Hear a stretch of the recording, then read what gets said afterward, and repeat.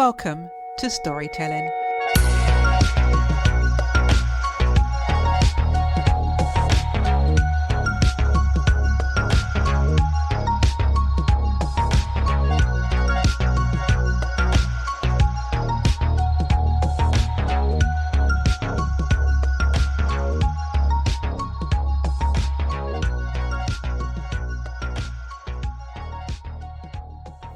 Welcome to part 2 of Speaking of Culture, The Conversation, with special guests Claudette Douglas, Harish, Jani and Dele, Ogun. We speak in English, converse in English because it's a common language, but I speak Gujarati, I speak Hindi, and you know what? I've managed to retain some of my Swahili as well from my Ugandan days. Quite often when Ugandans, Asians get together, we quite often converse in Swahili. We can converse in Gujarati or Hindi anywhere, but we quite often fall back on Swahili simply because it's something that makes us remember of our East African roots as well. But human beings, as you say, there is a common theme here that we can get quite angry, quite cross about the past if we're not careful. And if we carry that with us kind of all the time, then I think we can become quite embittered, which I don't think is good for anyone. I think the awareness of what's happened in the past is very important. So there is a very good author called Satnam Sanghera who writes for the Times, and he has written a book called The Empire Land. Actually calls it The Empire Land because, as I say, India never was called a colony. It was always called empire. So I think there's also another one that is by a chap called Shashi Tharoor, and he has written about he's called it the Inglorious Empire. Do you with me? So I think nobody has praised the wrong things that were happening, but what they've accepted is that this is what has happened. I think history is not there to embitter us. It's there to teach us. Yeah. And they often say, isn't it, that history has been written by the victor. But the wonderful thing about this time that we're in, and I believe it's a reset moment, I believe it's a divine reset moment when what was hidden is coming to light. And therefore, my father was a Garveyite, so he brought me up, taking me to all these great houses. So I knew, he told me, where the money came from that built these houses. Now you can find the records and Google it, and they've done so many, what's his name, Professor David Odigaya, is it? That's done so many wonderful stuff. So, it's all there. But my dad as a Garveyite, somehow they knew this knowledge that, because the knowledge was there really for those who could see it, that these great houses, this wonderful bucolic landscape was built by slavery. This is how this beautiful country, the Industrial Revolution, was fueled.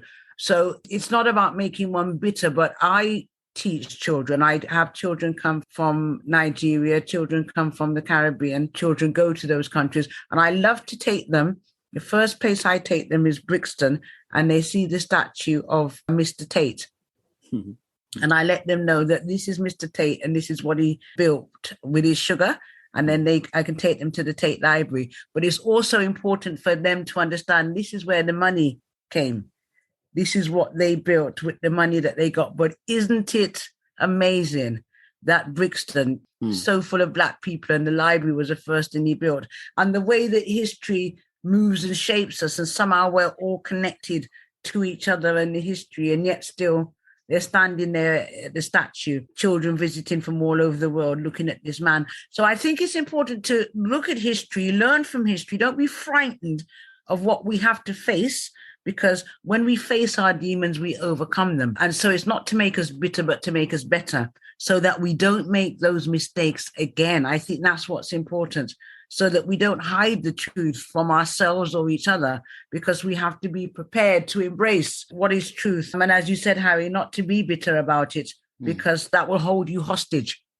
Yeah. If we learn from it and heal from it and understand and are willing to pay the consequence. But I think why so much of this sort of fear is out there, particularly with the political climate that's there, what they call wokery and all this stuff, is that people are frightened that because if they say what the truth is, they'd have to pay reparations. It goes back to the money that Dele was talking about. Follow the money and follow the mentality, because it's that mentality that the West was seeking to expand their empire with the papal bulls, and the Pope said, you can go here to Portugal, you can go there and take what you can, colonize them and get whatever you can. Yeah. So that's not to make us angry. That's to let us understand that there is that part of humanity that we have to challenge, that greed.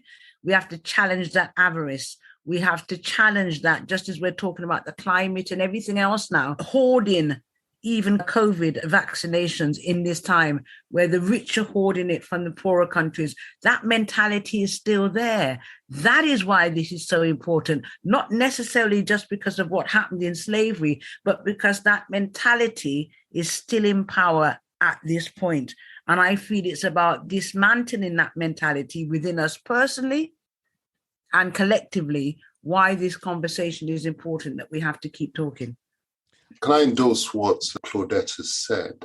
We must be careful when we say history's in the past. It isn't.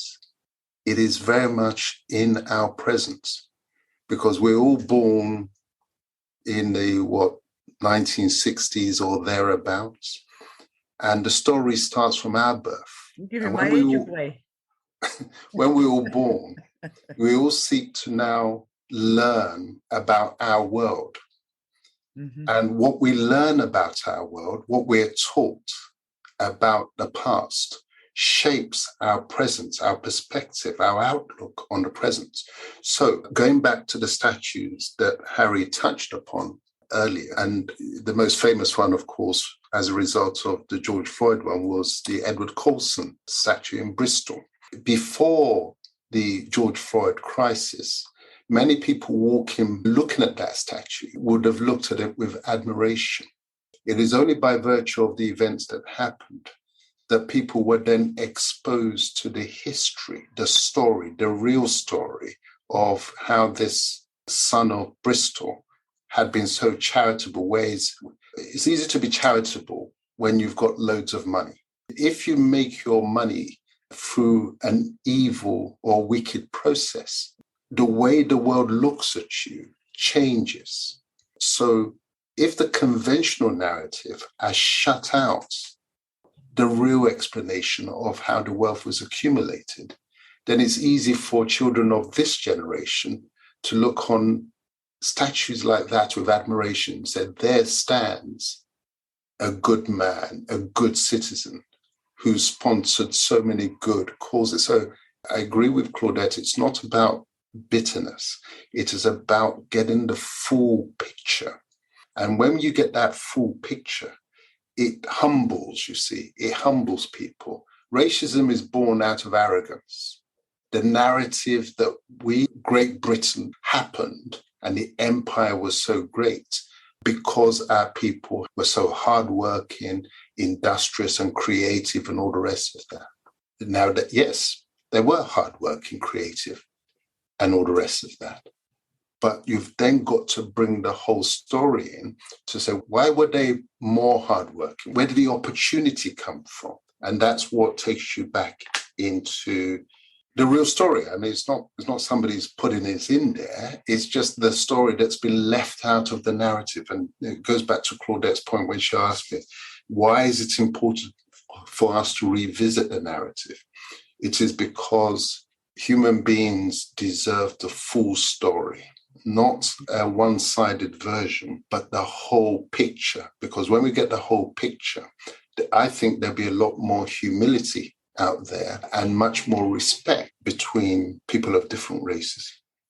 I totally agree that being aware of the past is very important, and the past should be remembered as it was, and it shouldn't be camouflaged in any way. It should be told as it is. I'm totally in agreement with that. Where I differ really is the way in which we tackle that. If I think, as you say, if it's done with humility, if it's done with reason, and it's done with language that is not exactly conciliatory, but language that is modest, then I think there is a better chance of it being understood and taken on board. is my view. Can I share a reading from my autobiography, which I think is relevant to our discussion? Yes. Titled The Law, the Lawyers, and the Lawless. This is the beginning. On a date now forgotten in November 1969, Master Akindele Ogentimoju, then aged 7, was put on board a British Overseas Airways Corporation flight that was departing Lagos for London at 09:45 hours. He was headed for the English bar, though he did not know it. My father, Emmanuel Akinlade Ogentimoju, whom I knew not, since he had left for England 3 months after my arrival in this world on 9th of February 1962, had made the decision from his home in Highbury, Islington. Between him and my mother, Regina Ayomi Ogentimoju, whom I remembered not, since she had left to join her husband when I was age 1 3/4, the plans had been made. A year previously, my father had directed that I be sent to Lagos from our village so that I could start learning English. Although Britain had granted Nigeria independence on 1st of October 1960, a year or so before my birth, the schools in the then capital city, Lagos, still observed the best of colonial traditions by requiring us children to make the transition out of the vernacular language in which we were then thinking to the English language in order to receive our education. Liberal lashes of the cane awaited those who made the mistake of defaulting to their mother tongue. At this stage of my life, I knew nothing but my mother tongue, Yoruba, which I spoke in the Ikale dialect. As a Cornishman's English is to the ears of a Londoner, so my Yoruba was to the people of Lagos. You see, although I'd been born in Lagos, I had, on my mother's departure, been taken back to my father's village to live with my grandmother. There, we had no need for another man's language to understand ourselves. Aede, literal meaning life is here, in the Oshoro district of Ikaliland, is a small village that sits on a plateau deep in the rainforest on the southwest coast of Nigeria.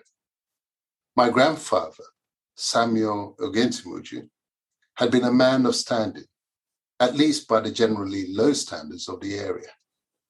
You could gauge this from the fact that the 2-story building, which was his house, competed with St. Andrew's Anglican Church as the tallest building in the village. Mm-hmm. Not that any of the villagers had a clue as to who this St. Andrew was, especially as in moments of real extremis, it was to Ogun, the Yoruba god of justice and war, that they still turned. The outhouses that stood immediately behind my grandfather's house were occupied by his several wives, of which my grandmother was one. Here then was a place where the lawyer, who was later to be called to the English bar, before becoming a corporate tax lawyer in the city, and the first black lawyer to found and lead a commercial law firm in England, spent his formative years. Only that at this stage, he did not think of himself as black, much in the same way as his counterparts growing up in rural England did not think of themselves as white. Each was growing up in his own environment, and so there was no basis for comparison. Yes, of course, we teased the children in the village who had lighter pigmentation by calling them Oyinbo, one whose face has been peeled by the wind, the nickname that adults use for white people. But none of us understood the true import of the word, as we had never seen a white person. There's a little reading on the law, the lawyers, and the lawless. One of the issues that I came across in the course of my research was a decision that they made in India, in actual fact, and they made this decision around the late 1890 to change education policy. Because what had happened was this: when India was first colonized, and it was a colony, it was just a very big one, but it was a colony. When it was first colonized, they sat down and deliberated amongst themselves as to which language should they teach the Indian people in. Because at that time, in the 1830s, the language of education was Persian. But a conscious decision was made that henceforth the indigents of India would be educated in the English language.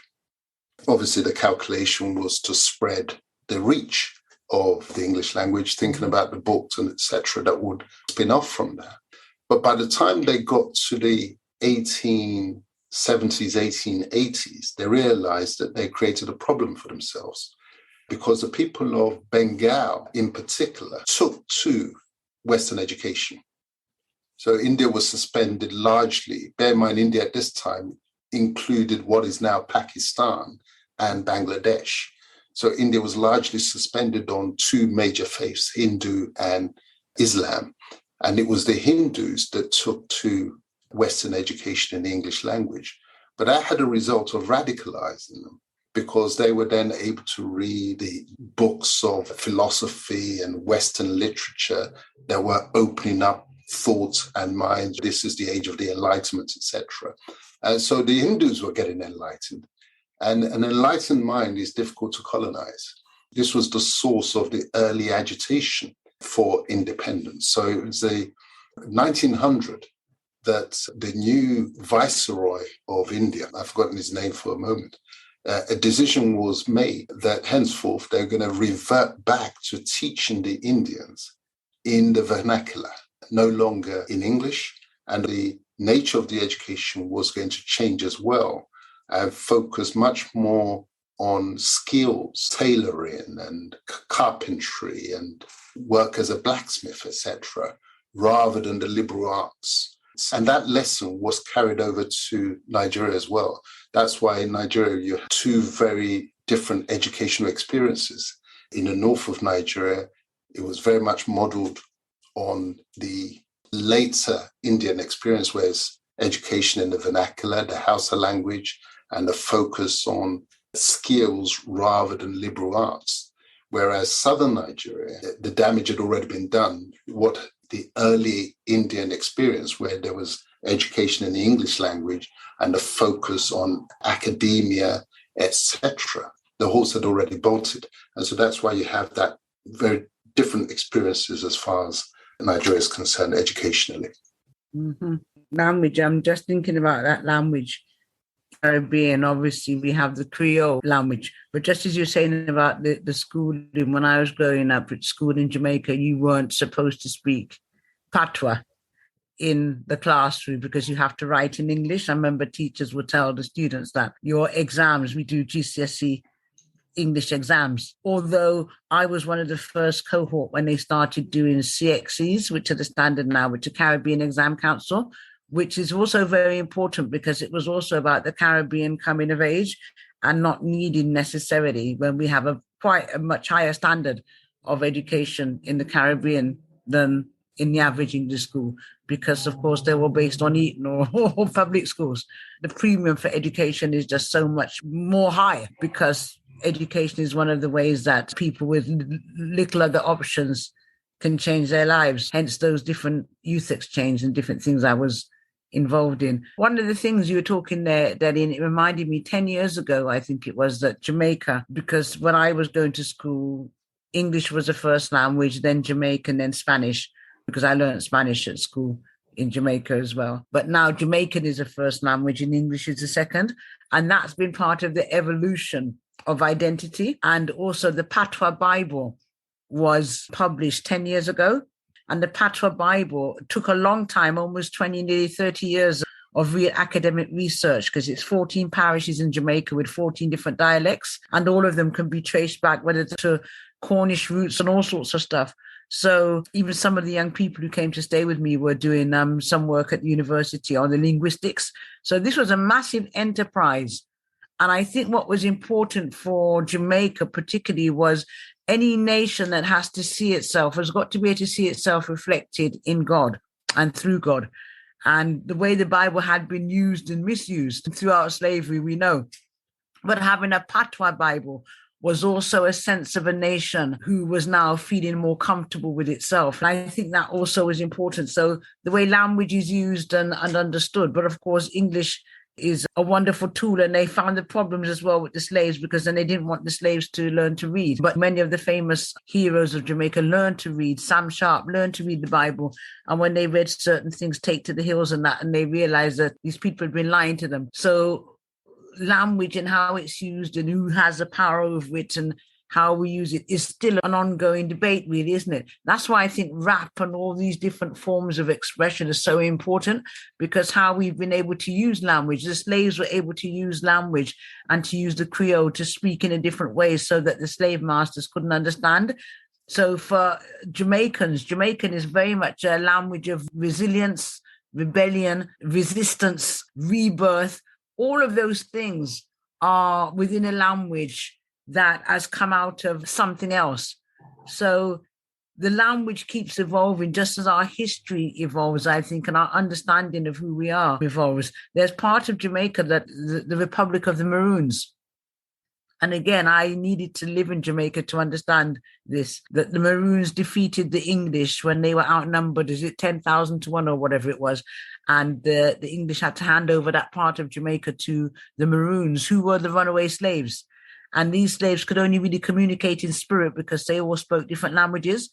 So understanding history, the spirituality, rebellion, God, language, all of those things are what Jamaica taught me. All of those things are in all of us. And so I think somehow when we find our own symphony, we have within ourselves, and we've all written books, which is wonderful, but to find that synergy within ourselves and our language, our past, as Harish said, he goes back to Swahili when he's with his mates, and we go back to what is important to us, what is embedded in us. All of those things, we have to flesh them out within ourselves to be decent to each other, to be polite, to try and learn from each other amongst these big questions of us floating around in the solar system. So I think when you look at all those things, we need balance in our lives just to process the dichotomy of who we are and where we are, much less understand where we've come from and how we got here. I think we need to pay attention to these things so we don't miss what it is to be human. I have a question for all of you. Why do you think it's easier to have this discussion right now? And why is it important to have this discussion right now? I don't know that it is easier than it's ever been, but I think it's necessary. And I think we've all been given this moment. One thing I know that we all understand, everybody here together, I think we all understand that the moments that we have are precious. And I believe that we all believe that, as Harish said, he wrote that book because he's leaving something of a legacy. So we all believe that we have a legacy and we're living legacy in a sense. So I think we have to have this conversation, because what a moment to be able to learn from each other and just to be strengthened just by broadening our understanding and having this discussion. To me, it's vitally important. I think it's easier to have the discussion now because history is never static. New information and new evidence becomes available because of the information systems, the developments in technology. There's so much self-education going on. So it doesn't really matter what they're teaching on the official curriculum. People are accessing knowledge independently. And that's why it is so much easier for people to have a debate, because if you have no new knowledge, there's nothing really to discuss. What provokes the discussion is the seeping through of new information, new knowledge like never before. Now, with a Google search, you can find out the real story, or at least something closer to the real story, the bits that was left off the curriculum. So I think that's why it is easier for us to have the conversation. But the reason why it is important for us to have the conversation is this. It is all about better understanding. Race relations are poor when understanding, mutual understanding is poor. So if you just get the one version of events that has shaped people's attitudes, the attitude or the narrative of supermen and lesser men, or super women and lesser women, then that is what feeds intolerance and disrespect of others. But once you have this kind of open discussion, taken on board the new learning that's available, then the historical disequilibrium is then rebalanced. And with that rebalancing, you get a greater level of respect. You drop the Superman narrative and you move closer to we're all human beings with potential, with abilities to contribute. We've still got a long way to go, because if you look at different parts of the world and you see the state of underdevelopment, and the narrative that has historically been pushed is that those countries are the way they are because their people are just somehow lesser people, defective. But when you get a real historical explanation, and it can be awkward and uncomfortable, but when you get the real historical explanation and get the truth out as to why those countries are still in the condition that they are, because this imperial and colonial experience really hasn't ended. The grant of independence is not the same as the winning of independence. So Harry told us earlier that Uganda was granted independence in 1962. Nigeria was granted independence in 1960. But when you grant independence to a people, you, the grantor, setting the framework. Very different from when you win independence. America won independence, and that's why America is the way it is. It wasn't granted independence. So when people understand that history is still with us, it's not over. It is every day, its legacy is still being felt right across the world. The discussions to change the narrative is necessary in order for us to improve race relations. I think having an open discussion is a good thing, and it's a good thing that people have slightly different perspectives, different point of view, and what one person considers to be important is not always going to be important for somebody. It's meeting of minds quite often. And I think that the narrative that Dele is talking about the colonialism, I think the colonialism is something that is subjugating people, is to taking advantage of people. Now, if you look at the world as it is, in some respects, the kind of dictatorships that we see elsewhere in the world, these leaders who are given the power after independence, have created something that is not so good for the people of the country. So the problem has quite often been the reverse in an awful lot of places. And as Dele knows, the Biafra War that kind of divided Nigeria was something that was quite horrendous. There are issues with other parts of Africa. South Africa has recently